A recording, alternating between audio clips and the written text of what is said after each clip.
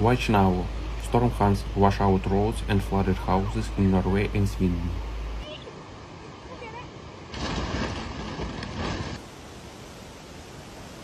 Officials in Northern Europe are warning people to stay at home as the storm weather ranges across the region.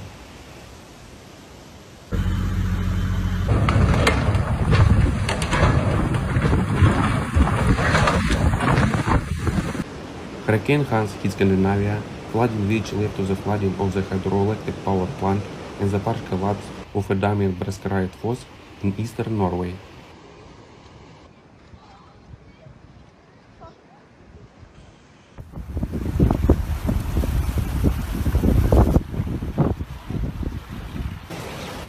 Storm Hans caused ferries to be cancelled, flight delays, streets flooded, and people